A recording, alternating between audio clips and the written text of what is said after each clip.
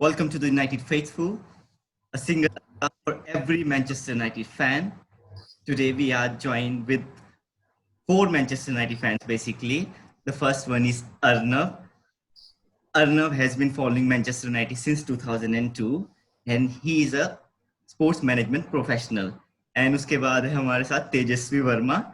ये coffee roaster है, कुछ अलग सा ही प्रोफेशन है, बट मैनचेस्टर यूनाइटेड को फॉलो कर रहे हैं 2003 से. एंड देन हमारे साथ है हर्षित मैनचेस्टर यूनाइटेड फॉलो कर रहे हैं 2008 से, और मैं मैनचेस्टर यूनाइटेड फॉलो कर रहा हूँ 2006 से, और मैं एक स्पोर्ट्स जर्नलिस्ट हूँ.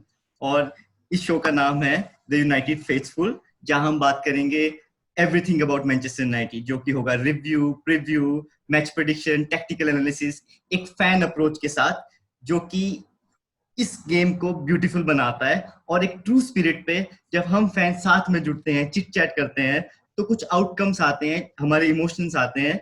बट सबसे पहले हम जानना चाहेंगे तेजस्वी से कि कौन सा वो मोमेंट जिसने आपको यूनाइटेड फैन बना दिया. मैंने प्रीमियर लीग देखना शुरू किया था 2002 में आई गेस, बट मैं रिलीजियसली किसी टीम को नहीं फॉलो कर रहा था. एंड 2003 में जब Cristiano sign for United, I think उसके बाद मैंने थोड़ी गेम्स देखी एंड मेरे को यूनाइटेड का गेम प्ले बहुत अच्छा लगा. एंड वो टाइम था कि, और अभी तक फिर it has only been United. There is only one Manchester United. अब बात करते हैं Harshit. Only one Manchester United. Same है. अब हर्षित से बात करते हैं कि कौन सा वो टाइम था जब लगा नहीं भी मैनचेस्टर यूनाइटेड ही है, अब तो यही फॉलो करना है. कौन सा टाइम था वो? जतिन, मुझे याद है मैंने स्टार्ट किया था प्रीमियर लीग देखना जब इनविंसिबल्स का एरा था आर्सेनल का, और उन्होंने पूरा अपना लीग रन अनबीटेबल निकाला था. तो then I was pretty much inclined कि आर्सेनल ही अपनी टीम है जिसको देखना चाहिए. बट गोइंग फॉरवर्ड जैसे जैसे टाइम बदला, 2006 आया, 7 आया, 2008 के चैंपियंस लीग में जब हमने चेल्सी को हराया था, 1-1 ड्रॉ किया था और पेनल्टीज में जीते थे, I was damn sure that this is the team that actually has the metal कि कोई भी वो लीग को, किसी भी अच्छी टीम को चैलेंज कर पाए. तो I think after 3 to 4 years of constantly being confused which is the right team, in 2008 I had the idea कि यार अगर कोई टीम है तो वो रेड डेविल्स ही है, that's United. That has been missed. और अब अर्नव से बात करते हैं कि वो कौन सा गोल्डन टाइम था जब रेड आर्मी को ज्वाइन कर लिया आपने. एक मोमेंट की अगर बात करें तो एक बड़ा ही स्पेशल मोमेंट था, क्योंकि याद होगा कि 2003-2004 में वैन निस्टेलरॉय ने एक पेनल्टी मिस की थी आर्सेनल के अगेंस्ट ओल्ड ट्रैफर्ड में, जिसके बाद एक बहुत ही मतलब मेजर सा एक हॉस्टाइल एनवायरनमेंट क्रिएट हो गया था. वैसे ही था, हमेशा दबा सा रहता था दोनों टीम्स में, पर अब उस दिन मतलब बिल्कुल फील्ड पे था. लॉरेन और कियोन दोनों को ही 5 या 6 मैचेस के बैन्स मिले. तो उसके बाद का जो मैच था, वो वैन निस्टेलरॉय का वो रिएक्शन मैं भूल नहीं पाऊंगा, जो जिस तरह से वो दबा हुआ था उस दिन, डर गया था कि उसने क्या कर दिया है मिस करके, पता नहीं.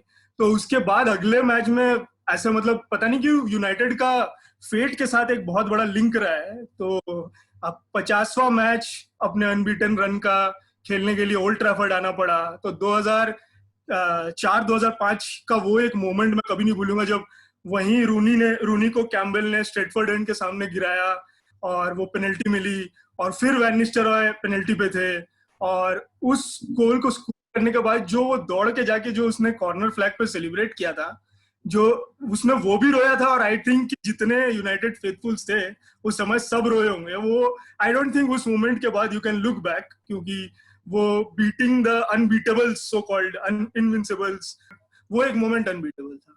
वेल, डिस्कशन स्टार्ट करने से पहले मैं अपनी कहानी बता लेता हूँ. मेरे भैया थे, मेरे ताऊजी के जो लड़के थे, वो चेल्सी के फैन थे, एब्रामोविच से पहले भी. तो वो देखते रहते थे फुटबॉल, तो मैंने भी स्टार्ट कर लिया देखना. तो मैं चेल्सी तो सपोर्ट करूंगा नहीं, क्योंकि भैया सपोर्ट करते हैं. तो फिर एक था ना, मुझे मैच याद नहीं, पर रायन गिग्स ने बहुत अच्छा खेला था, तो मैंने बोला चलो मेरी यही टीम है भाई. फिर 2006 से ज्वाइन की. कितने साल का होगा, 8 या 9 साल का होगा तब से. फिर जब आपका फिर वो बढ़ता है ना, प्यार बढ़ता है क्लब से, तो फिर वो दूसरे लेवल पे चले जाता है. बट सबसे अच्छी बात है यार, इस स्कॉट मैकटोमिनाई ने एक्सटेंड कर लिया अपनी मैनचेस्टर यूनाइटेड में. अब वो 2025 जून तक क्लब पे रहेंगे, जो कि आप बहुत ही अच्छी बात. कोरोना वायरस ने फुटबॉल को पूरी जेपडी में डाल दिया था, फिर से वापिस लास्ट वीक हमने देखा कि मैनचेस्टर यूनाइटेड ने टॉटनहम में 1-1 से ड्रॉ किया, जिसमें थोड़ी बहुत मिस्टेक्स हुई, बट स्टिल मैनचेस्टर यूनाइटेड ने कुछ हद तक अच्छा ही परफॉर्मेंस किया। बात करें उनके अगले मैच जो शेफील्ड के अगेंस्ट है बुधवार को, तो शेफील्ड यूनाइटेड भी कोई अच्छे पैच से नहीं आ रहा है। लास्ट वीकेंड वो न्यूकासल से 3-0 से हार गए थे, उससे पहले कंट्रोवर्शियल ड्रॉ था विला के अगेंस्ट। तो सबसे पहले अर्नब से स्टार्ट करते हैं कि क्या लगता है मैनचेस्टर यूनाइटेड के इस मैच में चांसेस क्या है, नोइंग द फैक्ट कि डीन एंडरसन मैच नहीं खेलेंगे क्योंकि वो मैनचेस्टर यूनाइटेड से लोन पे गए हैं शेफील्ड पे। हाँ, तो डीन एंडरसन के अलावा 2 और प्लेयर्स हैं जिनको शायद इस मैच में मिस करेंगे वो। तो ओकॉनल भी अच्छा खेले हैं बट इंजर्ड है अब, और ईगन सेंट ऑफ हो गए तो स्पर्स के मैच से पहले खेल नहीं पाएंगे। बट इसका मतलब ये नहीं कि उनके पास डिफेंडर्स नहीं है, पर हाँ एक बहुत बड़ा स्ट्रेंथ है यूनाइटेड के लिए इस रन इन में compare to Wolves and compare to Sheffields जो हमारे सबसे क्लोज राइवल्स हैं। यही कि हमारा स्क्वाड बहुत बड़ा है, और लकीली ये स्टार्ट के टाइम पे ही हमें, आप यही मैच ले लो, शेफील्ड्स का ये तीसरा मैच है रीस्टार्ट के बाद, और हर बार वो 3 दिन के बाद खेल रहे हैं। तो उन्होंने संडे को खेला था, फिर वेडनेसडे को खेलेंगे। छोटा स्क्वाड है, प्रेशर और बढ़ रहा है। और यहाँ यूनाइटेड का मैच फ्राइडे को था, अब वेडनेसडे को खेलेंगे, तो 5 दिन वर्सेस 3 दिन एक बहुत बड़ा फैक्टर रहेगा मेरे ख्याल से स्क्वाड पे। पर देखो शेफील्ड्स का जो फॉर्मेशन और मूवमेंट है वो इतना यूनिक है, मुझे नहीं लगता वर्ल्ड फुटबॉल में कोई इस तरह से खेलता है। जो वही एक सबसे बड़ा सरप्राइजिंग फैक्टर रहा है उनका, क्योंकि उनके दोनों wing backs and wide mids अंदर मूव कर जाते हैं और सेंटर प्लेयर्स ओवरलैप पे जाते हैं, और क्रॉसिंग बहुत ज्यादा होगी। अब लिंडलॉफ फिट है, आज ओले ने कहा है, तो मैं तो इनफैक्ट सोच रहा था अगर बाई खेले तो ब्लेसिंग हो सकती है एक हमारे लिए, क्योंकि फिजिकली वो इतना स्ट्रांग है कि वो इन हेडर्स को झेल जाए। तो एक थॉट है वो दिमाग में, आई थिंक ओले रखेगा। बट ये क्रॉसेस से हम कैसे डील करते हैं वही इस मैच को डिसाइड करेगा मेरे हिसाब से। चलो, अर्नब क्रॉसेस पे बहुत ज्यादा वेट डाल रहे हैं। हर्षित, आप कैसे देखते हैं इस मैच को? बहुत इंपॉर्टेंट मैच है यूनाइटेड के लिए। शेफील्ड और यूनाइटेड का मैच बहुत ही कम्पिटिटिव रहने वाला है, बिकॉज दोनों ही अपना टॉप 4 पोजीशन में सेटल करना चाहते हैं।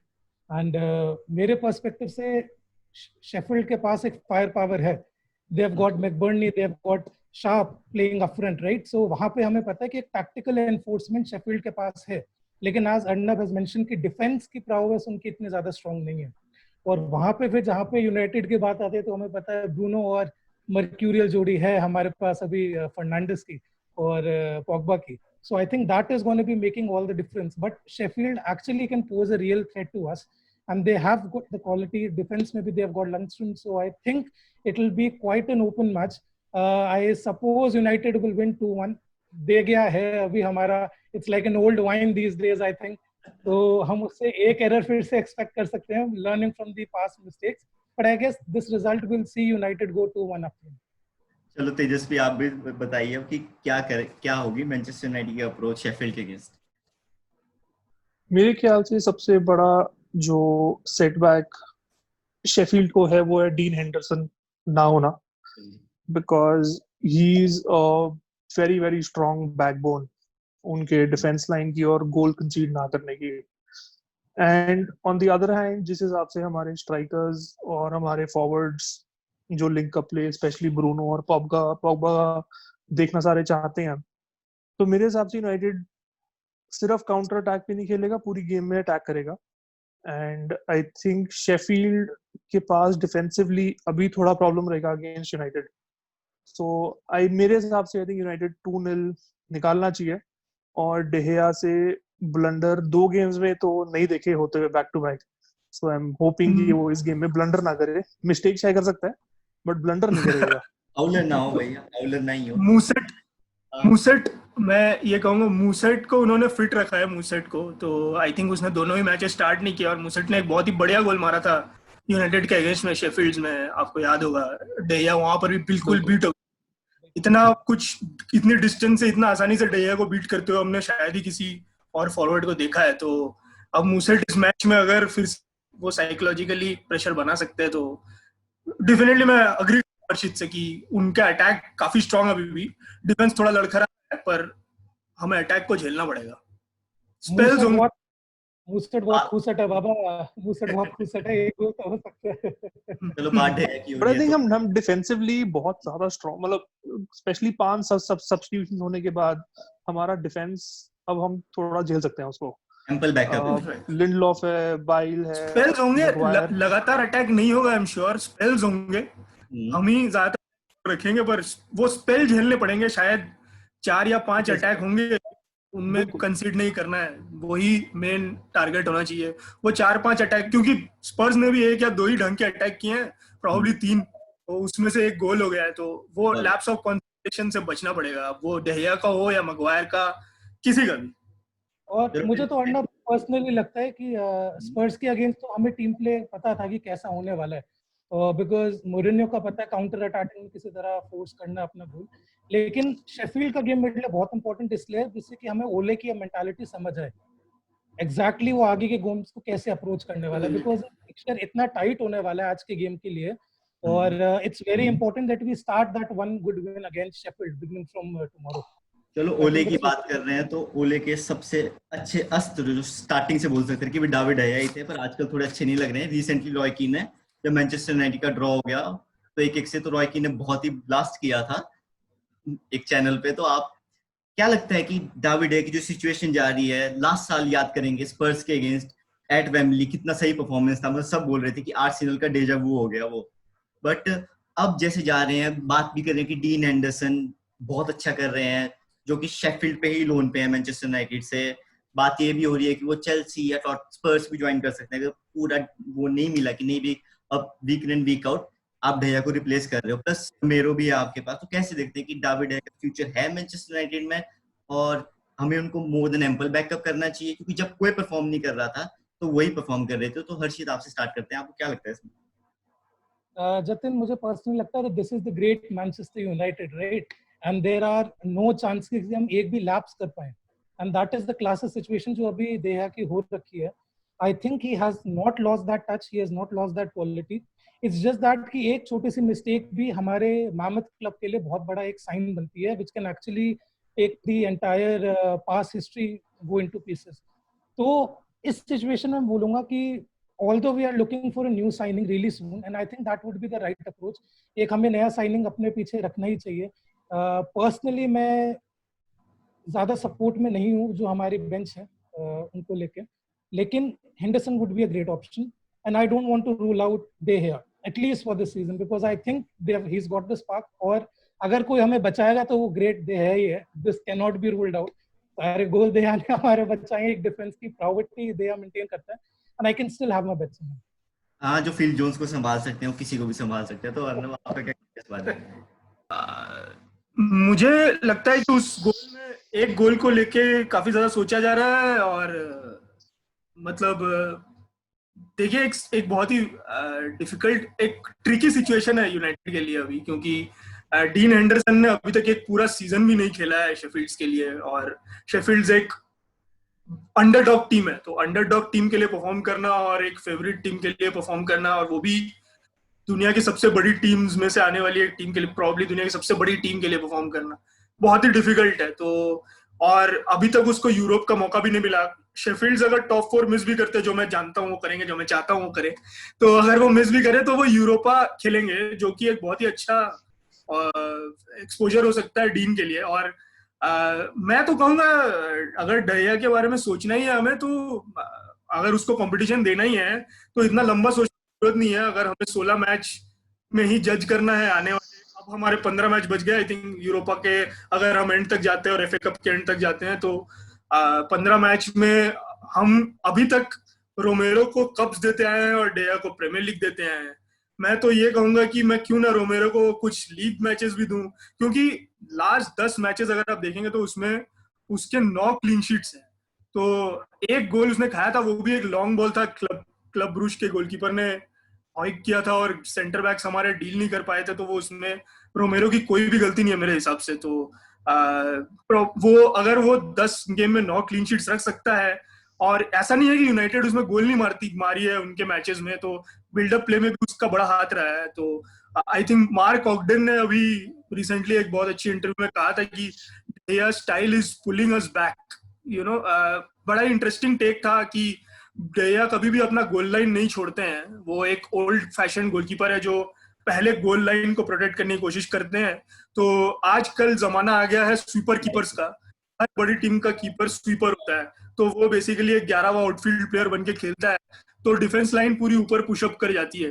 अब हमें अगर ऊपर पुशअप करके टीम्स को ब्रेक डाउन करना है तो फिर हमें भी चाहिए कि हमारा कीपर मूव अप करे। बट आई थिंक 1 साल का और टाइम हम ले ही सकते हैं कि डेया के ब्लंडर अगर 2 हैं तो सेव्स भी 5 हैं जो टॉप क्लास हैं। तो इतनी जल्दी कुछ है नहीं इस बात को सोल्यूशन लेने की, और 1 साल है हमारे पास प्रॉब्ली डीन हेंडरसन को देने के लिए कि प्रेशर को झेल पाए। तो लेट्स सी, अगर वो वर्कआउट करता है तो इससे अच्छी बात क्या हो सकती है कि डीन हेंडरसन है और आप शायद डेया को कमिंग ईयर में 50 मिलियन में बेच सके। तो that would be a brilliant thing to do अगर डेया का करियर भी आगे बढ़े। बट राइट नाउ मैं नहीं सोचता कि डेया को रिप्लेस करने वाला और कोई है rather than team squad competition from रोमेरो, और कुछ नहीं फॉर द कमिंग ईयर। तेजस्वी, आप क्या सोच रहे हैं इस बारे में? क्योंकि जैसे डीन एंडरसन, जैसे अर्नब ने बात किया कि भाई आप एक टॉप नॉच क्लब लेने खेल रहे हो, पर डेया की एक बात आप याद रखते हो, मुझे कोई बहुत कम गोलकीपर होता है जिनका याद रहता है भाई इसने इस मैच में ऐसा खेला था। हैकर का तो याद रहता है, जैसे आर्सेनल के अगेंस्ट मैच था, टॉटनहम के अगेंस्ट याद रहता है कि मैं डेया ने एक वंडरफुल सेव किया था। तो आप क्या सोचते हैं इस बारे में? मेरे हिसाब से डेहिया को कहीं नहीं जाना चाहिए, उसको बेंच करना इज नॉट एन ऑप्शन। जो जब यूनाइटेड बिल्कुल नीचे थी इतने साल, 4 player of the year David De Gea लेके गया है सिंगल हैंडेडली, और वो बाय फार उन चारों सीजन्स में सबसे बेस्ट प्लेयर था पूरी स्क्वाड में। और सडनली, बिकॉज ऐसा नहीं है कि डेहिया का लेवल नो डाउट गिरा है, बट ड्रास्टिकली नहीं गिरा है। इट इज जस्ट दैट कि जो हमारे आसपास और कीपर्स हैं वो थोड़े ज्यादा इवॉल्व हो रहे हैं। हेंडरसन इन्वॉल्व हो रहा है, केपा बहुत अच्छा कीपर है, एलिसन बहुत अच्छा कीपर है, एडरसन आ गया है। तो उन सबको देख के, एंड उनका डिफेंसिव लाइन बहुत अच्छा है उनके आगे। वो उनका डिफेंस आगे बॉल पेनिट्रेट नहीं करने देता ज्यादा, एक वो भी रीजन है। डेहिया मेरे को याद है 14, 15, 16, 18 4 साल ये प्लेयर ऑफ द ईयर जीता है। उसमें यूनाइटेड का डिफेंस कितनी बार पेनिट्रेट हुआ, और उसने इतने सेव्स करे हैं कि आई थिंक पूरे मैच में, अगर मैं 90 मिनट का मैच देखता था तो उसमें शायद एक बार ऐसे होता था कि मैं किसी फॉरवर्ड का नाम चिल्ला रहा हूँ, और 10 बार होता था कि मैं डेहिया का नाम चिल्ला रहा हूँ कि भाई इस बंदे ने क्या सेव करिया। आई डोंट थिंक कि उसको बाहर करना चाहिए। Romero no doubt Argentina number 1, हमारा बेंच पे कीपर बहुत स्ट्रांग बैठा है। हेंडरसन को 1 साल और देना चाहिए to gain experience at the top flight, no doubt, क्योंकि 1 सीजन वंडर्स हमने प्रीमियर लीग में बहुत देखे हैं, बहुत टीम्स में आते हैं, बहुत देखे हैं, और वो निकल जाते हैं। किसी को याद होगा फ्रेडरिको मैकेडा एक आया था, और सडनली एस्टन विला के अगेंस्ट लास्ट मिनट उसने गोल कर दिया था और मैच जिता दिया था। And everybody in the United fraternity, I remember Twitter पे सब पागल हो गए थे कि ये बंदा जो आया है ये बहुत अच्छा स्ट्राइकर है, और फिर कुछ नहीं हुआ।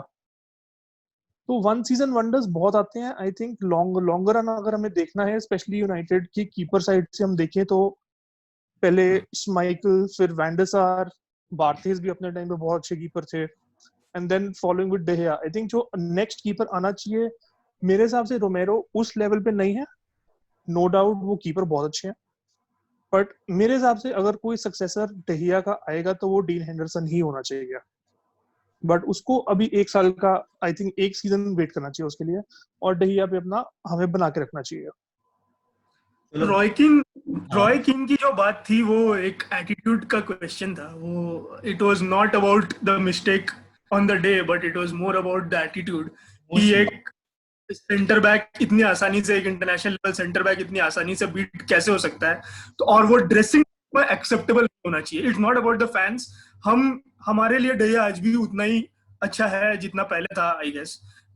लेकिन एक ड्रेसिंग रूम का एटमॉस्फेयर किसी भी हाल में किसी भी टाइप के मिस्टेक को आसानी से एक्सेप्ट ना करने वाला होना चाहिए, ताकि you push yourself to be a better player. लेकिन एक बात और भी लोग मिस कर रहे हैं कि हम यूजुअली प्रीमियर लीग में ड्रिंक्स ब्रेक के साथ नहीं खेला करते थे। तो अगर आप बात करोगे तो ये पहला ड्रिंक्स ब्रेक था यूनाइटेड का, जिसके जस्ट बाद ये गोल हुआ है। मैं काफी हद तक श्योर हूँ कि इस ड्रिंक्स ब्रेक का कंसंट्रेशन पे बहुत बड़ा असर हुआ था, जिसका इम्पैक्ट मिला है। तो डिफेंस स्लो थी, बैकफुट पे थी, जिनको जिस तरह से अटैक करना, इनफैक्ट डिफेंस क्यों, रैशफोर्ड ने भी चैलेंज नहीं किया उस हेडर के लिए, सभी जरा रिलैक्स कर रहे थे। और बर्गवाइन की पेस इतनी ज्यादा है कि ब्लिंक ऑफ एन आई में आप बिल्कुल एक गोल कंसीड कर चुके हो। और मतलब ये एक चैलेंज था, तो एक मैच की तरह से सोच के आई डोंट थिंक कि हमें इसके बारे में जज करना चाहिए। पर हाँ, आई थिंक कि हम गोलकीपिंग डिपार्टमेंट में हमारे पास एनफ पावर है। अगर हमें रिफ्रेश करना है चीजों को, डेया को ब्रेक देना है, हम we are in a very good position. हमें इस बारे में ज्यादा सोचना ही नहीं चाहिए और डीन एंडरसन पे तो प्रेशर डालना ही नहीं चाहिए। सही बात। चलो डिफेंस पे रहते हैं। एक और चीज है जो हर एक यूनाइटेड फैन बात कर रहा है, लिंडलॉफ इतना बुरा भी प्रदर्शन नहीं करते, कई फैन उनके साथ है, कई साथ नहीं देते हैं। लोगों को लग रहा है कि ये जो पार्टनरशिप है मैगवायर और लिंडलॉफ की, वर्क नहीं कर रही है। अब आपने अगर चेल्सी का मैच देखा, जो बाई का कमबैक था, उसमें कितना लोगों को टेनिशियस लगा, पर्टिकुलरली उसने टैकल कर दिया था, ऐसा लगा कि विडिच देख लिया आपने भाई, एक तरीके का जो पुराने भी ऐसे लगा कि विडिच है भाई, वैसा ही टैकल जैसे एक बार वॉकर के अगेंस्ट किया था शायद उन्होंने, तो सिमिलर सॉर्ट ऑफ टैकल था। तो उन कईयों को लगता है कि नहीं भाई बाई ही मैगवायर के साथ अच्छा कॉम्बो देंगे, क्योंकि उनके पास थोड़ी ज्यादा नेचुरल पेस है, टैकल भी अच्छा कर लेते हैं। तो क्या लगता है हर्षित की, अगर आपके पास एक होती चॉइस ऑफ मेकिंग, तो आप किसको लेते, पर नोइंग द फैक्ट कि बाई बहुत इंजर्ड भी रहते हैं, कैसे देख रहे हैं इसको? मेरे हिसाब से प्रॉब्लम लिंडलॉफ के साथ यही रहती है कि हमें थोड़ा सा बाहर रेस करना पड़ेगा और वो डिफेंस के लिए काफ़ी ज़्यादा ज़रूरी है।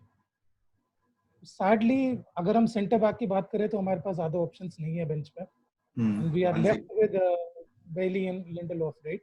लेकिन प्रॉब्लम ये आ जाती है कि मिक्स मैगवायर के साथ ज़्यादा अच्छा कौन करता है, इज इट लिंडलॉफ और इज इट बेली, क्योंकि हमें पता है मैगवायर अपनी पोजीशन पे स्ट्रॉन्ग रहेगा। So I would still want to give Lindelof some more chances. I think उसके पास स्कोप है अभी थोड़ा सा और ज़्यादा इम्प्रूव करने का, और एरियल बैटल्स पे थोड़ा ज़्यादा और ध्यान देना होगा, something that I personally feel Lindelof loses out।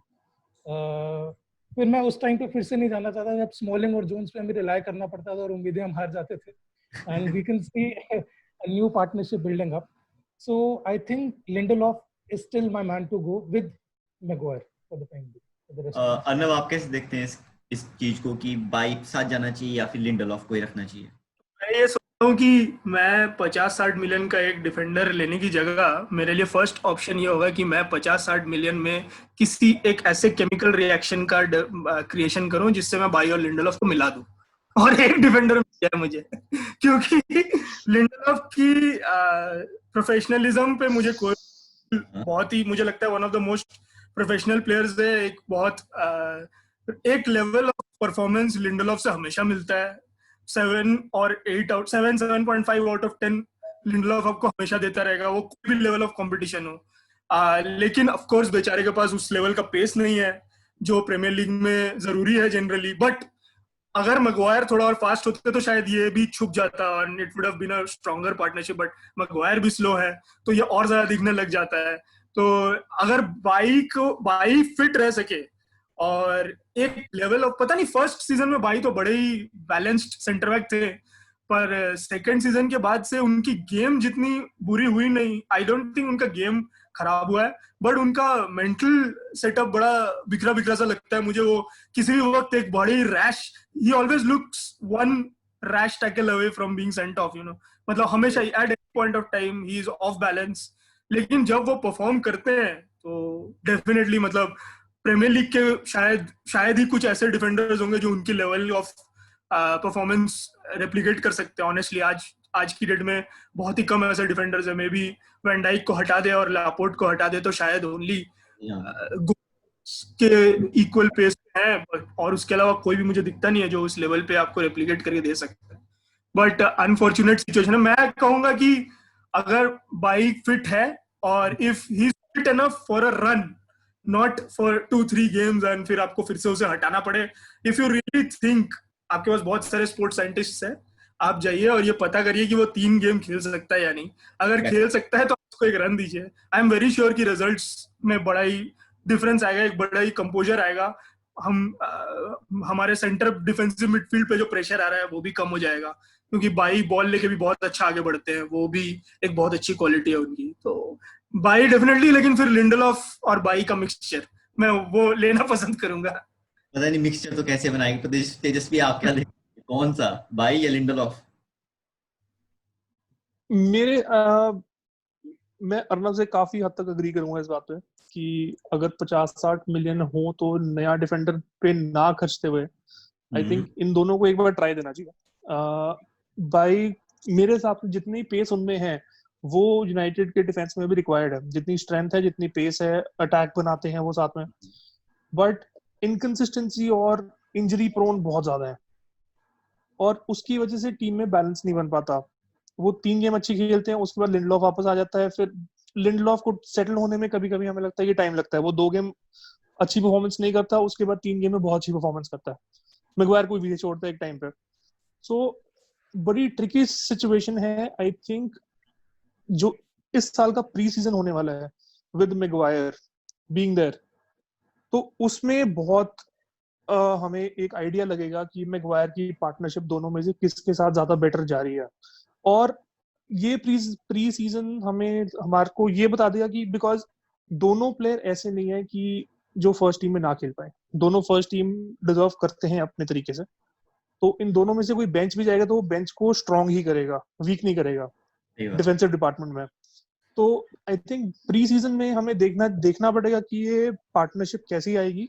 But अभी के लिए आई थिंक जिस सिचुएशन पे हम चल रहे हैं और हम टॉप 5 या टॉप 4 के लिए हम चेज कर रहे हैं, तो मेरे ख्याल से जो पार्टनरशिप अभी चल रही है वो चलने दें, उसको ज्यादा छेड़खानी ना करें और आई थिंक थोड़ा अटैक पे थोड़ा ज्यादा फोकस करें, स्पेशली नाउ दैट पॉग्बा और फर्नांडेस साथ में है और हमारा मिडफील्ड में जो इंजरीज थी वो सब ठीक हो गई हैं।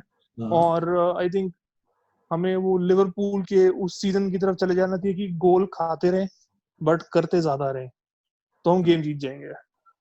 शायद ये 15 गेम ही हमारे प्री सीजन है। आई थिंक ये 15 गेम ही हमारे लिए प्री सीजन है, क्योंकि इस बार का प्री सीजन पता नहीं कितने मैचेस का होगा नहीं होगा। एक बहुत ही वियर्ड कैलेंडर सिचुएशन भी हो गई है।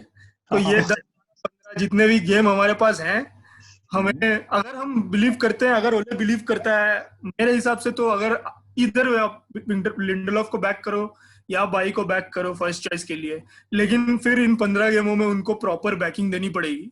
और आई एम श्योर कि मतलब इतना कुछ ज्यादा डिफरेंस आएगा नहीं परफॉर्मेंसेस में, बट गोइंग फॉरवर्ड हम चैंपियंस लीग खेलेंगे तो शायद ये कंपटीशन हमारे लिए, जो भी कॉन्फिडेंस वो लेके निकलेंगे इस दौर से, इन 15 मैचेस के या 12-15 मैचेस के, वो बड़ा ही काम आएगा डिसाइड करने के लिए कौन होगा मैगवायर का पार्टनर।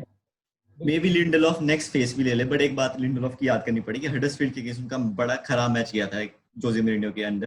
फिर देन उन्होंने राइट बैक से स्टार्ट किया, राइट बैक से शिफ्ट किया सेंटर बैक, और आज मतलब एक प्रोमिनेंट मैनचेस्टर यूनाइटेड डिफेंडर है। जैसे कि अर्नब ने कहा कि 6 या 7 10 में से परफॉर्मेंस दे ही देते हैं, वो भी बात याद रखनी पड़ेगी। रेजिलियंस लेवल एक डिफेंडर का अच्छा है और दूसरा थोड़ा इंजरी प्रोन है, तो ये बहुत ही थोड़ा की सा फैक्टर बन जाता है। चलो अब डिफेंस से मिडफील्ड पे मूव करते हैं। सबसे हॉट टॉपिक जो सब फैंस ने एडवोकेट सोशल मीडिया के, ब्रूनो ब्रूनो ब्रूनो ब्रूनो आ गए, अनबीटन स्ट्रीक भी है हमारा ब्रूनो के अंदर। तो अब पॉग्बा भी आ गए लास्ट मैच में। पॉग्बा ने चलो एक पार्ट तो किया जिसमें पॉग्बा ने पेनल्टी दिलाई और ब्रूनो ने स्कोर कर ली। ये दो तो चलो अटैक वाइज आपके मिडफील्डर हो गए, पर इसके साथ आप कॉम्बिनेशन कैसे देखते हैं इन दो प्लेयर्स का? क्योंकि हर एक मैनचेस्टर यूनाइटेड फैन के लिए एक ये तो सॉलिड पार्ट है कि ना, अब लगता है कि 2 वर्ल्ड क्लास मिडफील्डर तो है ही है। तो स्टार्ट करते हैं अर्नब से। अगर हम ब्रूनो और पॉग्बा के फिट रहने से उन दोनों को एक साथ खिलाना बहुत जरूरी है, पर ब्रूनो को के लिए बहुत अच्छी बात रही थी कि ब्रूनो को आते ही क्लब में बड़ा ही एज अ नंबर 10 खेलने का मौका मिला था, तो उसकी फिजिकल एट्रीब्यूट्स को टेस्ट करने की ज्यादा जरूरत नहीं पड़ी। एज अ नंबर 8 आगे से भागने की जरूरत नहीं पड़ी उसे, उसको एक फॉयल दिया गया। ये थोड़ा बहुत तो प्लान्ड था शायद, लेकिन उस बहुत ज्यादा पोर्शन इस वजह से था क्योंकि हमारे पास और कोई था ही नहीं जो वो उस लेवल पे ब्रूनो के साथ ब्रूनो को चैलेंज कर सके एज अ नंबर 10। तो इसी वजह से आई थिंक ब्रूनो को फायदा मिला। लेकिन अब अगर पॉग्बा खेलेंगे तो ये बहुत जरूरी हो जाएगा कि ब्रूनो एक्चुअली में नंबर 8 ही खेला करते थे। उनके कोच ने भी यही बताया है कि स्पोर्टिंग के कोच ने यही बताया कि he is a number 8, he can play, has evolved his game as a number 10, but he is essentially a number 8.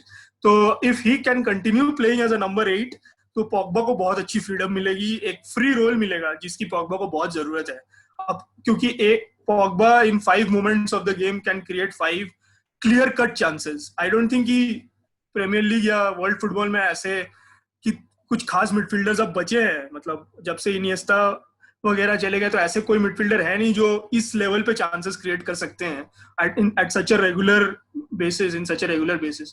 तो अब बात यह है कि तीसरा कौन होगा उनके साथ। अब इस पे मैं मैकटोमिनाई में पता नहीं, मैं सारे फैंस के सारे मैन यूनाइटेड अपने फेलो फैंस से बड़ा डिसएग्री कर जाता हूँ। मुझे मैकटोमिनाई एक स्क्वाड प्लेयर से ज्यादा लगते नहीं है।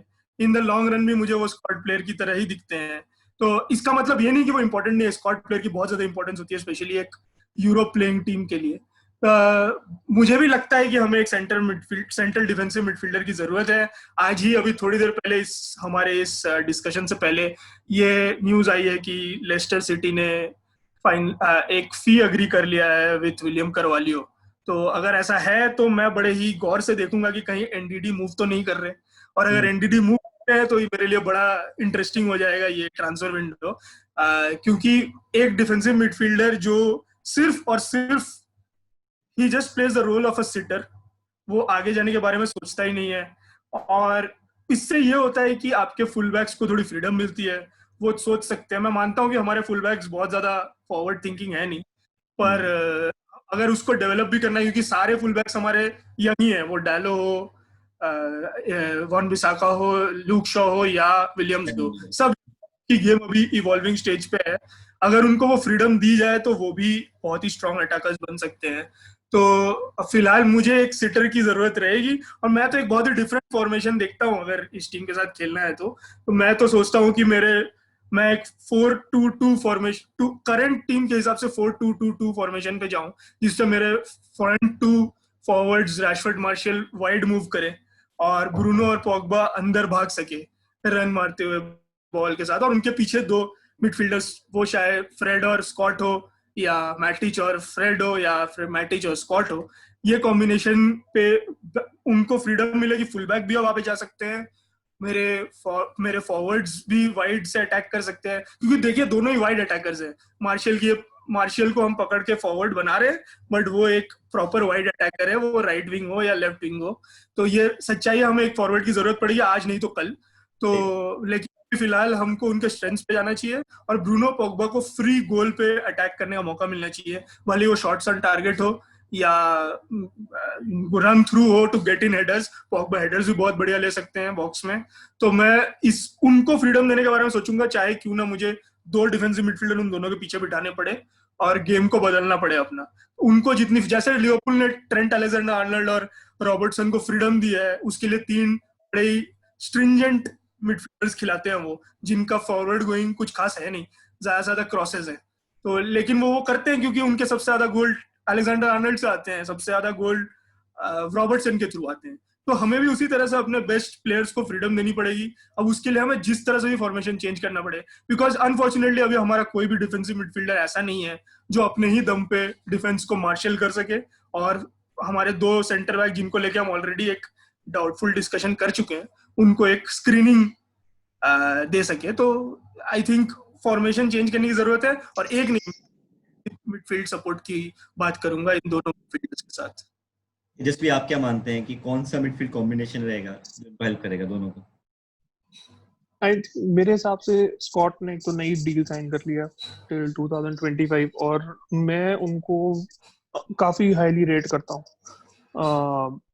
फ्रेड ने नो डाउट आके इस सीजन बहुत अच्छा काम किया और बहुत कंसिस्टेंट परफॉर्मेंस दिया। उन्होंने रेगुलर 7.58 की परफॉर्मेंस दिया ऑलमोस्ट हर मैच में, बट बिकॉज फ्रेड की स्ट्रेंथ और हेडर्स जीतने वाली जो एबिलिटी है वो थोड़ी कम है कंपेयर टू मैकटोमिनाई, और मैटिच बहुत स्लो है, और अब उनमें वो जो चेल्सी में मैटिच थे वो मैटिच नहीं रहे हैं।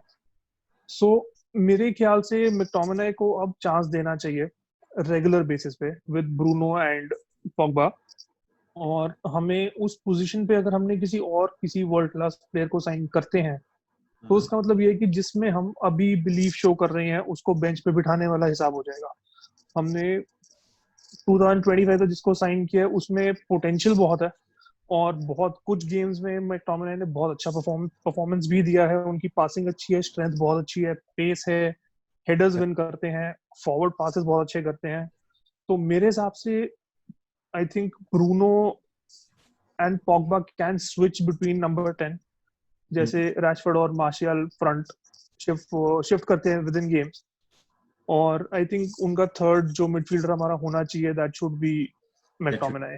मैकटोमिनाई मैकटोमिनाई की पोजीशनिंग को लेके यार तेजस्वी, आई थिंक मुझे स्पेशली डिफेंसिव पोजीशनिंग को लेके तो मैं बड़ा डाउटफुल रहता हूँ। अगर आप ये गोल भी देखेंगे बर्गवाइन वाला, तो ना फ्रेड स्कॉट मैकटोमिनाई, अगर आप देखेंगे उसको फ्रॉम इनफैक्ट जो सॉन का हेडर था, जो आई थिंक सॉन जिसको बड़ी अच्छी तरह से सेव किया था डेया ने, उसमें भी मैकटोमिनाई घूम के देखते हैं कि सॉन रन मार रहा है, और लेकिन मैकटोमिनाई चेज नहीं करते हैं और एक ब्लैंक रन करते हैं, बहुत ही कैजुअल सा ब्लैंक रन। तो एक डिफेंसिव मिडफील्डर में एक बहुत ही इंपॉर्टेंट क्वालिटी मेरे हिसाब से होनी चाहिए, जो होनी चाहिए कि डेंजर स्निफ करने की, कि अगर डेंजर कहीं भी फील हो रहा है, थोड़ा सा भी डेंजर फील हो रहा है, आप चाहे तो उसे गिरा दो, फाउल कर दो, येलो ले लो, उसको बस बॉक्स में घुसने ना दो आप, क्योंकि वो थ्रेट एक सेकंड में मैच बदल सकता है। तो मुझे वो स्क्वाड में मैं बड़ी कोशिश करता हूँ कि मुझे कोई अच्छा मिल जाए उसमें, लेकिन मैं देख ही नहीं पाता हूँ वो डिफेंसिव अवेयरनेस।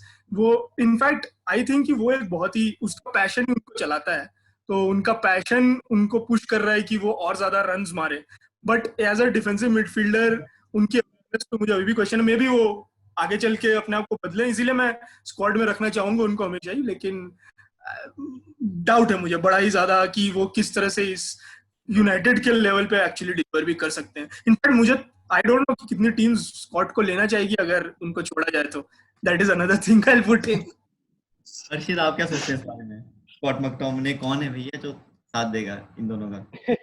स्कॉट मैकटोमिनाई आइडियल तो हमारा नेक्स्ट पॉल स्कोल्स बनना चाहिए जतिन। उससे अरे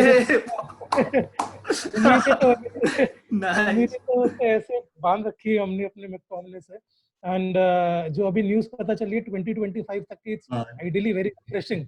एक नया फ्रेश ब्रीजर है, बिकॉज हमें पता है कि यार हमें अपनी अकेडमी प्लेयर्स को पुश करना है, वहां से हमें कैरेक्टर बिल्ड करना है। जो स्ट्रैटेजी इतने टाइम से फर्गी की थी, वो अब फिर से ओले अपने अंदर ला रहे हैं और अपनी टीम्स में रिप्रोड्यूस कर रहे हैं। And I think this squad is going to be more about that mentality, जहां पे हम देख रहे हैं कि दो की प्लेयर, जिसको मैं पॉगबा और ब्रूनो का जो नाम लेता हूँ, जब मैं पॉगबा का टाइम याद करता हूँ जतिन, तो मुझे याद आता है जब भले ही फलीनी हो या भले ही इब्राहिमोविच हो, Pogba is the best for aerial passes. वो किसी भी कोने से आपको एरियल पास एक परफेक्ट चिपन करके दे सकते हैं अगर आपका कंट्रोल अच्छा हो। अब ये जब लुकाकू था तो हम बड़ा सफर करते थे, लेकिन मुझे याद है पुराना हमारा यूरो में मैच हुआ था और इगालो ने एक बहुत परफेक्ट कंट्रोल पे गोल किया था। सो ये जो जोड़ी है, मैं कभी कभी सोचता हूँ कि अगर हमने फ्रंट में इगालो को भी खिलाया जब तक हमारे पास अभी वो लोन स्पेल में है, क्योंकि पैसा आया चाइना तो भाई साहब को वापस जाना ही है, तो let's have till we have him here, right.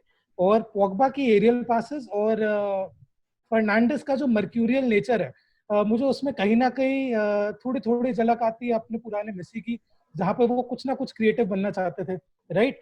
और खुद भी बताते हैं हमें कि फर्नांडिस की कैसे उन्होंने रोनाल्डो को इंस्पायर किया था जब वो यूनाइटेड में आए थे, which has been one of the pioneer reasons why he wanted to switch from Sporting to United in the first place. आते ही उन्होंने जब सिचुएशन हमारी बहुत खराब थी तो एक कैप्टनसी वाला रोल लिया, पूरी टीम को पुल ऑफ किया और लीड किया आगे कि कैसे इन सबको एक डायरेक्शन दे पाए। लूक शॉ के बहुत अच्छे रिस्पॉन्सेज थे कि टीम के अंदर एक नई जान हो गई है। एंड अनलकीली हमारे पास तक पॉगबा नहीं था, बट जो हमने थोड़ा सा भी स्पार्क देखा स्पेसिफिकली लास्ट मैच में कि पॉगबा की क्रिएटिविटी और अपने फर्नांडिस का जो मैजिकल टच था उससे हम वो गोल कंसीव कर पाए। तो आई थिंक पॉगबा और फर्नांडिस की जोड़ी बहुत ही अमेजिंग रहेगी। इनफैक्ट मैं बड़ा खुश हूँ कि मैंने कुछ ग्लिम्पसेस देखे अपने फर्नांडिस के फॉल्स नाइन सिचुएशन में भी। There was a couple of times जब Marshal was also playing a little laid back और वहां से रन बना के सीधा हमारे अंदर घुसने का ट्राई किया फर्नांडिस ने। तो ये चीज पॉगबा के साथ जब लिंकअप होगी तो आई थिंक हमारे लिए बहुत सिचुएशन खुलने वाली है। एक ऐसा पेयर होने वाला है जो दूसरी टीम से गोने भी लिटिल वेरी कि भाई इनसे थोड़ा सा बच के रहो, उनको गुस्सा ना दिला जाए। और दोनों में अपना एक कैरेक्टर है। पॉगबा पे जहाँ पे इब्राहिमोविच द किंग जैसी एक थोड़ी थोड़ी हल्की हल्की इमेज आती है, Fernandes has lot to prove now. It's too early to call in the chips. जब हम अपने ब्रूनो की बात करें, हमें पता है कि यार पोटेंशियल है, लड़का कुछ कर सकता है, यूनाइटेड की जर्सी में देख के हमें गेम अच्छा लगता है, but it's too early to call. But I will be more than happy कि अगर ओले उन्हें कम से कम 90 मिनट का टाइम दे, जहाँ पे ये बात टच की आ जाती है कि उन दोनों के साथ कौन ऑपरेट करेगा। Then I agree with Tejaswi and Arnab कि मैटिच इज डाइंग यार। वो थोड़ा सा ना वो टाइम ऐसा आ गया कि मैटिच कंट्रोल करने में अभी थोड़ा सा डिले हो जाते हैं। मैटिच की शुरुआत में मुझे बहुत अच्छा लगता था कि साइड पासेस करके गेम को थोड़ा कंट्रोल कर लेते थे, but that thing is going now. And वहाँ पे मैकटोमिनी का एक बहुत अच्छा राइज हुआ है। That guy has shown character, उन्होंने एक अच्छा बिल्ड दिखाया है, वो अपने सीनियर लेवल्स के साथ अच्छे compete भी कर पाते हैं। एंड मैं देखना चाहता हूँ मैकटोमिनी को इन द लॉन्ग रन।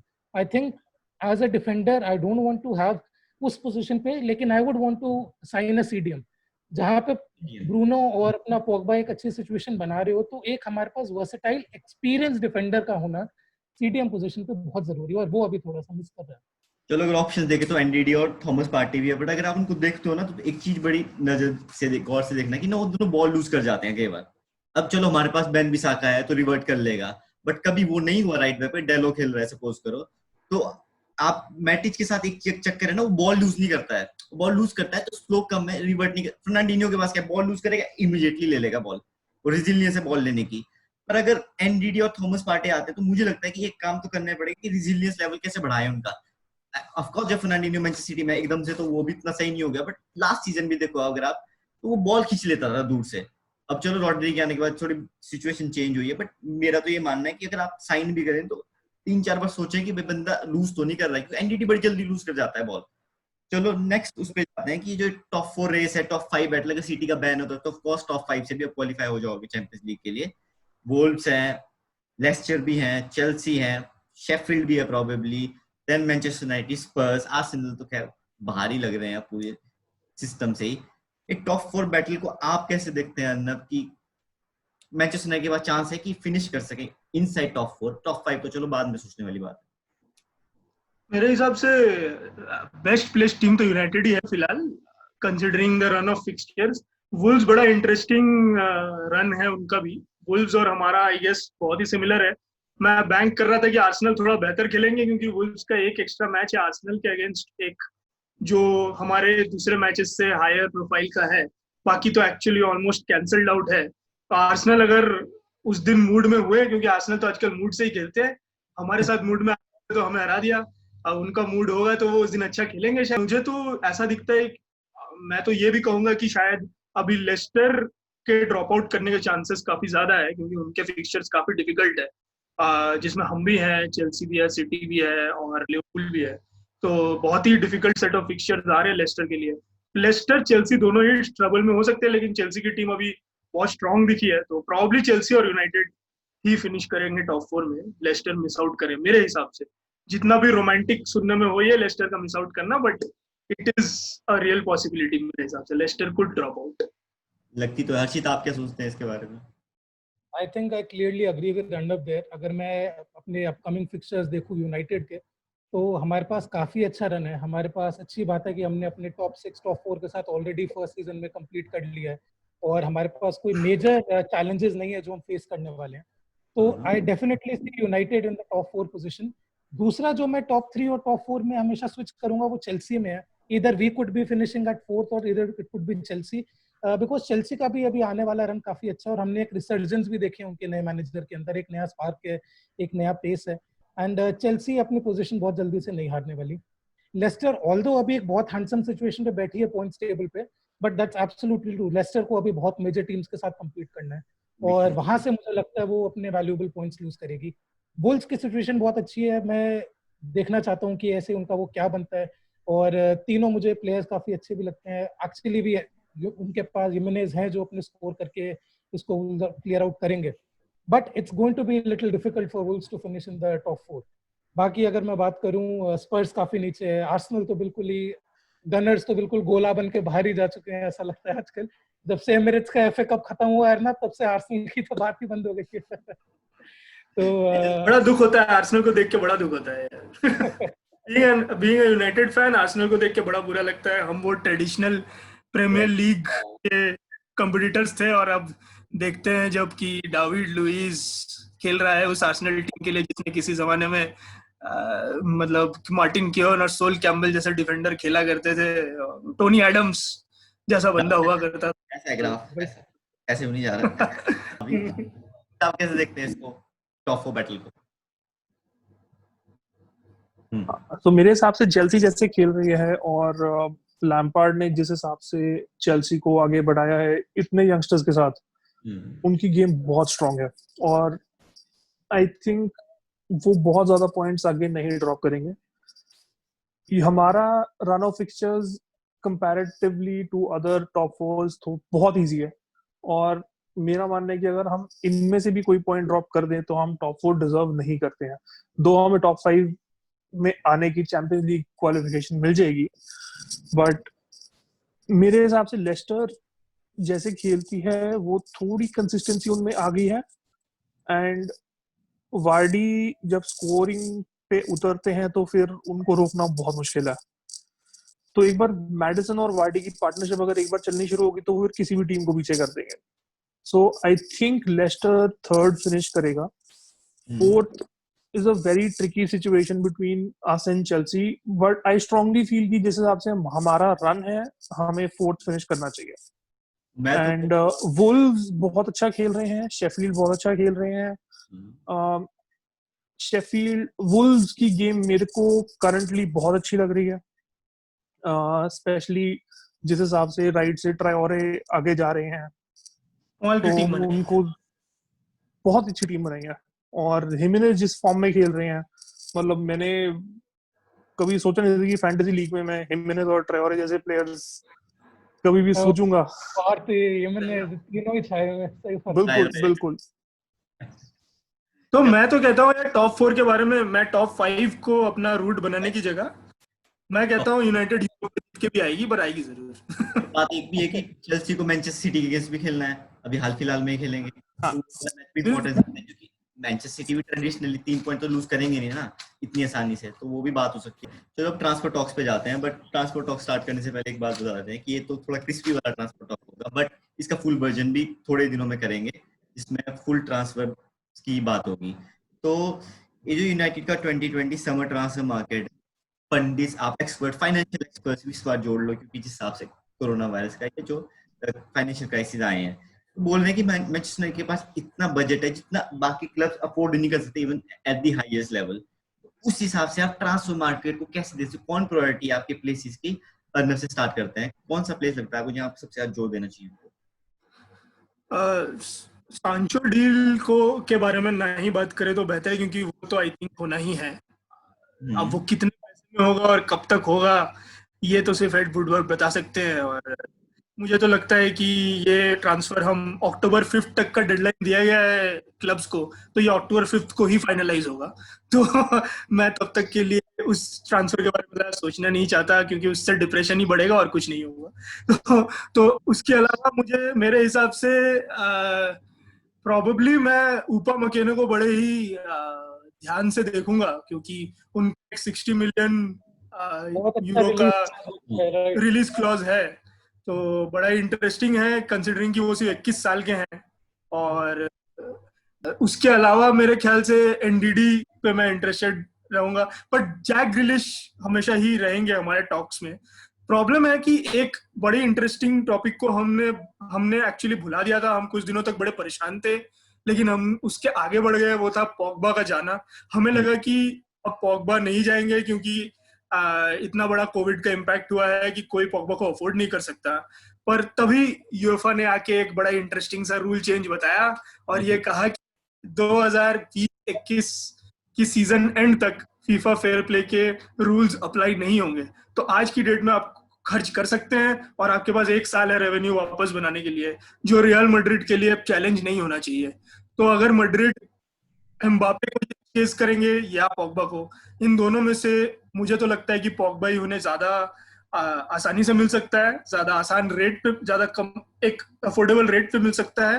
तो वो पॉग्बा के पीछे जरूर आएंगे, और अगर वो पॉग्बा के पीछे आते हैं तो उसी ट्रांसफर के बेसिस पे हम अपने सारे दूसरे ट्रांसफर्स का फी डिसाइड करेंगे, और सांचो, ग्रिलिश और प्रोबेबली या तो एक डिफेंसिव मिडफील्डर हो या एक सेंटर बैक हो, अगर ये पॉसिबल है तो। बट 2 ट्रांसफर तो मैं देखता हूँ, सांचो और ग्रिलिश, अगर पॉग्बा जाए तो। तेजस्वी, आप कैसे देखते हैं ट्रांसफर बिजनेस को 2020 समर ट्रांसफर मार्केट के? आई थिंक जिस हिसाब से यूनाइटेड के साथ हर सीजन में जितने प्लेयर्स लिंक होते हैं वो तो ट्विटर पे देखने वाला सीन होता है।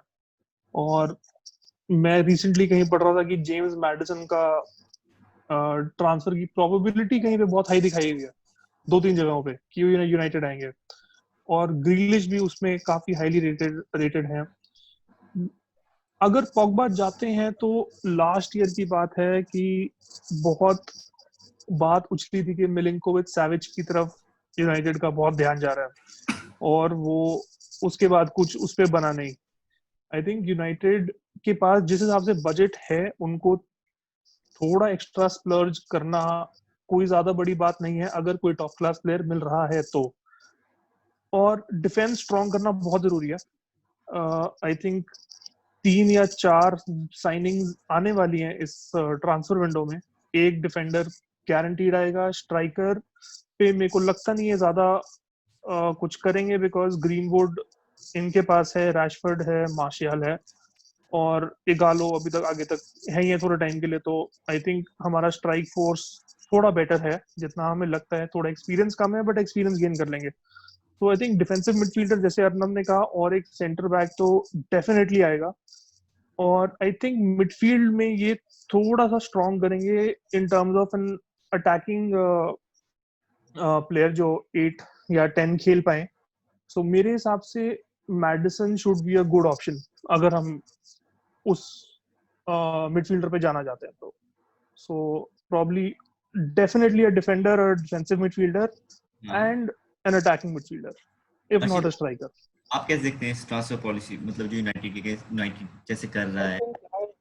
I totally agree with Arnab and Tejashwi की जो नाम उछल रहे हैं। और सबसे ज्यादा मुझे समझ में आ रहा है वो जैक ग्रिलिश का ही समझ आ रहा है क्योंकि गोइंग फॉरवर्ड जो सिचुएशन है अभी आस्टन विला की और कैसे शायद सिचुएशन में पहुंच गए हैं कि रेलेगेट ही हो जाए। So I don't think we want to lose out on somebody on Jack Grealish. 5 goals और 6 असिस्ट उनके पुराने प्रीवियस टाइम्स में और हम देखते हैं कि कैसे उन्होंने हर एक गेम को कंट्रोल किया है। तो वो वाला पोर्शन जो है मिड का मैं चाहता हूँ कि वो जैक ग्रिलिश आके संभाले। प्रॉब्लम क्या है यूनाइटेड की जतिन, हमेशा ना कैश प्लेयर जहाँ पे होता है तो हमेशा डिमांड बढ़ जाती है कंपेयर क्लब्स की कि अगर यूनाइटेड पैसा खर्च करा तो भाई प्राइस बढ़ाओ। ये हमारा जो फर्नांडिस वाला जो ऑप्शन था वो मुझे काफी लगा क्योंकि वो अच्छे वैल्यू फॉर मनी थे। 55-60 मिलियन स्पेंड करने पे हमें एक अच्छा रिटर्न ऑफ इन्वेस्टमेंट मिला। और मैं चाहता हूँ कि क्योंकि हमारे क्लब में एक कल्चर है और उसको पुश भी किया जा रहा है कि अकेडमी प्लेयर्स को डेवलप किया जाए, वहीं पे हमारी टीम्स को बनाया जाए। तो वहां से वोंट बी वेरी सरप्राइज कि अगर मैं देखूं नए नए टैलेंट उभर के आ रहे हैं जैसे हमने अपने ब्रैंडन विलियम्स के साथ देखा या मैकटोमिनी के साथ देखा, जो हमारे बंच एंजल गोमेज जो हमारे ऑलरेडी एक स्ट्रॉन्ग प्लेयर हैं। अब इन सबको प्रॉब्लम यह है कि ऑप्शन ज्यादा दिया जाए।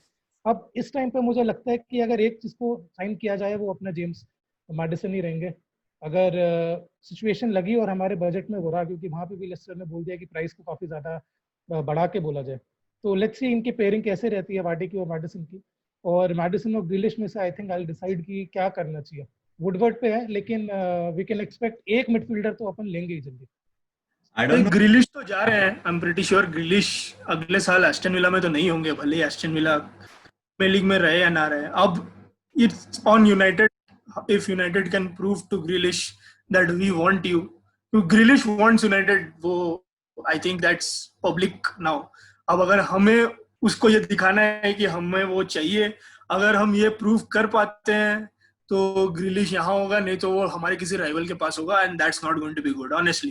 ये क्योंकि ग्रिलिश एक टॉप इंग्लिश टैलेंट है, डेफिनेटली फ्यूचर इंग्लैंड इंटरनेशनल है और हमारी स्ट्रेटेजी के हिसाब से जाते हैं, हमारे स्टाइल ऑफ प्ले, हमारे टीम बिल्डिंग के साथ। तो ये मौका हम नहीं छोड़ सकते किसी भी हाल में। इसके बाद मौका नहीं मिलेगा। और एस्टन विला को हमें लिनगार्ड दे देना चाहिए और ग्रिलिश देना चाहिए। लिनगार्ड किसी को भी दे दो जितना उसने हमारे बर्बादी की। लिनगार्ड परेरा दोनों देने पड़ेंगे ग्रिलिश के अगेंस्ट। आई थिंक पैसे भी साथ देने पड़ेंगे उसके। सबसे बात तो ये है कि मैं देखता हूँ कि एलेक्सिस सैंचेज भी क्लब पे हैं, तो मैं भी ये नहीं चला होगा कि उन्हें टीमो बैनर पे नहीं गया, अदरवाइज टीमो बैनर पे भी जा सकते थे। बट लगा होगा कि भाई चलो ये है, इतना पैसों की बात की तो मुझे एलेक्सिस सैंचेज की याद आ गई। बहुत बड़े वेज पे एलेक्सिस सैंचेज, वो भी नहीं भूलना चाहिए। अगर उनको यूटिलाइज कर सकते हैं, चाहे कुछ भी बोलने खत्म हो चुके हैं, बट ये फैक्टर भी बहुत बड़ा प्ले करेगा नेक्स्ट सीजन की एलेक्सिस सैंचेज को ऑली कैसे ट्रीट करता है। अब क्योंकि इंटर मिलान तो नहीं ले रहा है, तो आपके पास ऑप्शन भी कुछ नहीं बच रहा, खिलाना तो पड़ेगा ही। अब कौन लेगा कोरोना टाइम पे इतना बड़ा वेस्ट, चाइना तो जाएगा नहीं हो, तो फिर वो भी एक बहुत बड़ा प्रॉब्लम है। और एक सबसे बड़ा प्रॉब्लम उसके साथ ये आता है कि आपको ये मार्शियल और रशफोर्ड ये डी पे नहीं रहते हैं। घालो भी कब तक खेलेगा, कोई ऐसा तो घालो है नहीं कि भैया घालो ये अपना टीमो बनर है कि भैया कहीं से भी गोल मारेगा, होल्ड अप प्ले मैं मानता हूँ घालो का अच्छा है, बट वो भी देखना पड़ेगा।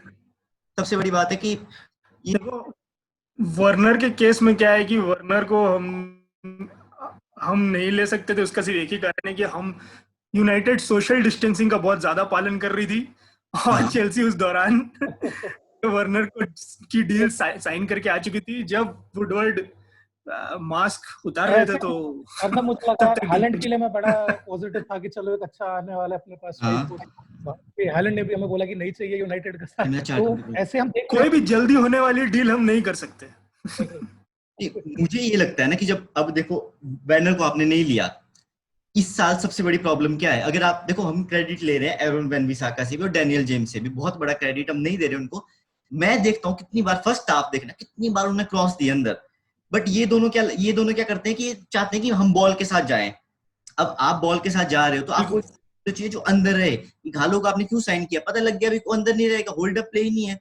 अब अगर बर्नर को साइन कर लेते, बर्नर को मैंने जितना देखा, मुझे सबसे अच्छी बात पता क्या लगती है, वो कहीं भी खेल लेगा, 3 पे इंटरचेंज भी कर लेगा पोजीशन, तो इनके लिए भी स्मूथ बेस्ट रहता है कि अगर इनको भी अंदर आना है तो चेल्सी में बड़ी फ्लेक्सिबिलिटी लाएगा वार्नर। टॉप कॉर्नर भी मार देता है वो डी के अंदर भी रह लेता है। एक ही पोजीशन थी जो वार्नर को अच्छी करनी थी, वो था कि डी के अंदर टैप इन मार सके। हमारे पास ना टैप इन वाला अगुएरो का क्या टैप इन मारता है, अरे बॉल पहुंचाने वाले हैं पर वो टैप इन मारने वाला नहीं। तो मुझे लगता है स्ट्राइकर पे फोकस करना चाहिए था, बट अब मुझे लगने लगा क्या पता अलेक्सिस सैnchez सन की कुछ प्लान हो, क्योंकि यार कोई इतनी बड़ी पोर्टफोलियो के साथ आएगा ना, इतने बड़े वेज के साथ, तो उसको तो क्या कैसे जस्टिफाई करोगे आप कि भाई आप इसको नहीं खिला रहे, आप उसको बेंच में भी नहीं रख सकते, अभी ये हालत है। और सबसे बड़ी बात है कैल्वर्ट लेविन पे भी ध्यान देना पड़ेगा हमें। तो कैल्वर्ट लेविन ने बड़ा अच्छा खेला है, और अगर यही बॉक्स में टैप इन हेडर सब कुछ जीतने की एबिलिटी है, तो अगर 60-80 मिलियन पे आपको कैल्वर्ट लेविन लेना पड़े प्रोबेबली नेक्स्ट ईयर या अगले 2021-22 में, वो ऑप्शन शायद इनके दिमाग में है, बिकॉज मैंने पढ़ा तो था कि यूनाइटेड इंटरेस्टेड है कैल्वर्ट लेविन में। अब देखना है, बट डेफिनेटली स्ट्राइकर को अपनी प्रायोरिटी नहीं मान रहे ओले, और मार्शल को एक फ्री रन देना चाहते हैं 1 से 2 सीजन के लिए। इस सीजन नंबर्स तो अच्छे मार्शल के, अब हमें वो मतलब डेफिनेटली एग्री करता हूँ जतिन कि वो टैपिंग्स ही नहीं है उसके पास, जो सबसे क्रूशियल है शायद। एक जब आपके पास ब्रूनो और पॉग्बा जैसे प्लेयर्स हो, तो आपको लोग बॉक्स में चाहिए, क्योंकि they will find you in the box.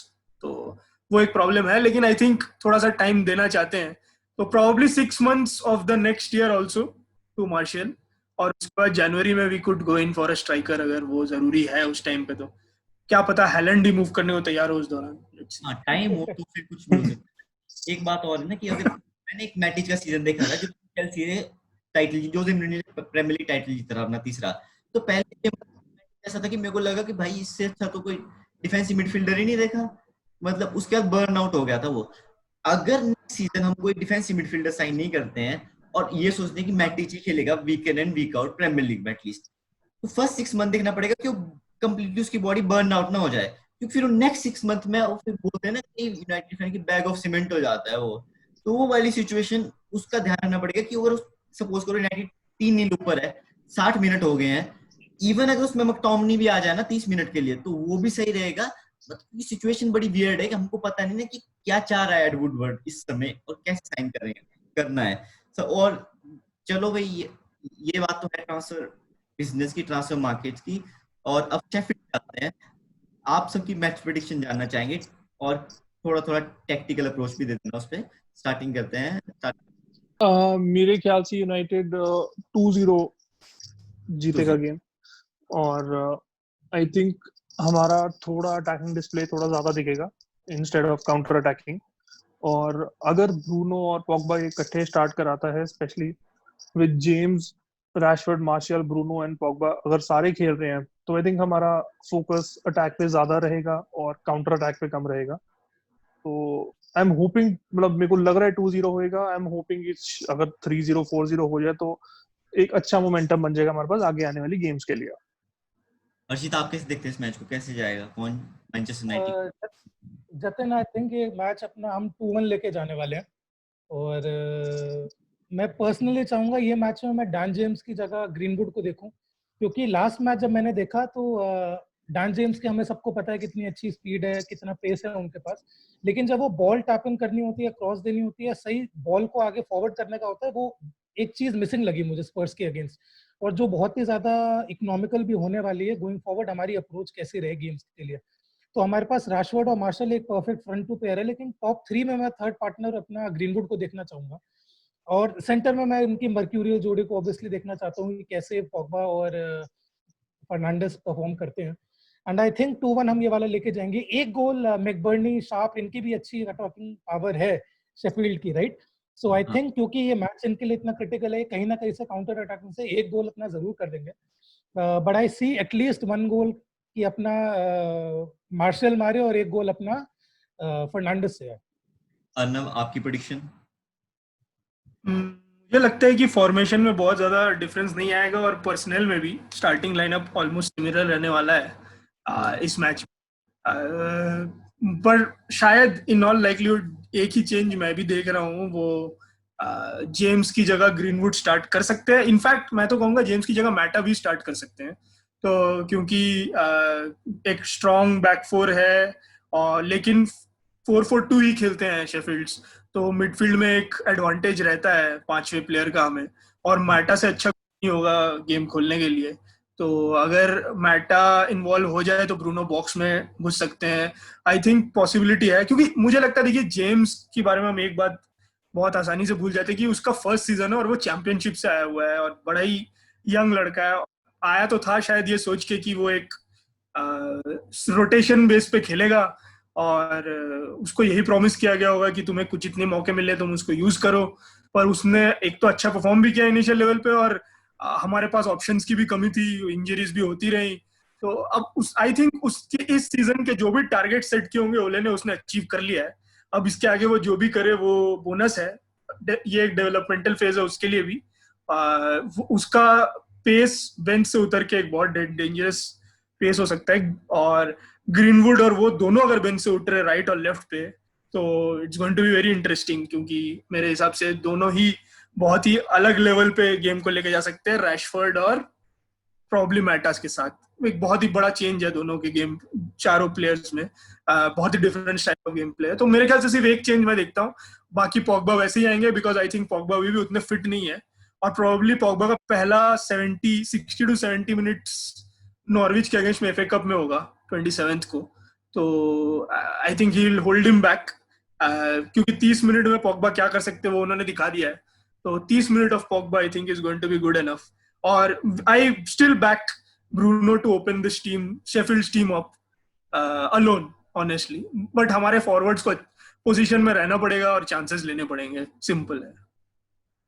मुझे तो ये लगता है कि मैच 2-0 2-1 से जाएगा, बट एक बात और फैक्टर ध्यान रखना पड़ेगा, ओली मैकबर्नी एयर पे बहुत अच्छा, फिजिकली बहुत ही स्ट्रांग है, तो अगर फिजिकली अगर लिंडलॉफ खेलता है मगवायर के साथ, अगर मगवायर ही ध्यान देता है कि भाई कैसे मैं इसको एयर पे बीट करूं, यार मतलब वो जोनल मार्किंग ना हो, जोनल मार्किंग भी एक यूनाइटेड का बहुत बड़ा प्रॉब्लम है इस सीजन में, अगर थोड़ा चिपके रहे प्लेयर के साथ, थोड़ा ढंग से करें तो बेहतर रहेगा। क्योंकि चक्कर क्या है ना कि वो विंग से जब पास देंगे तो वो तो अंदर ही रहेगा, उसको तो गोल ही मारना है उसको, और तो कोई काम पीटर क्राउची है, तो मॉडर्न डे पीटर क्राउची तो है, वो हेडर इतना अच्छा नहीं देगा।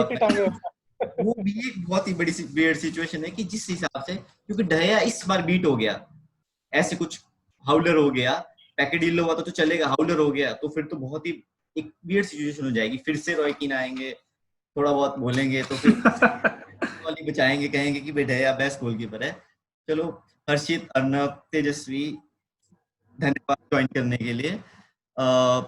सबसे पहले तो सभी व्यूअर्स को कहना चाहेंगे कि ये आप लेट्स होप कि आपको ये हमारी पहला एपिसोड यूनाइटेड फेथफुल्स का बहुत ही पसंद आया हो, और प्लीज हमारा channel like, subscribe, share, comment और अपने व्यूज भी रखिए।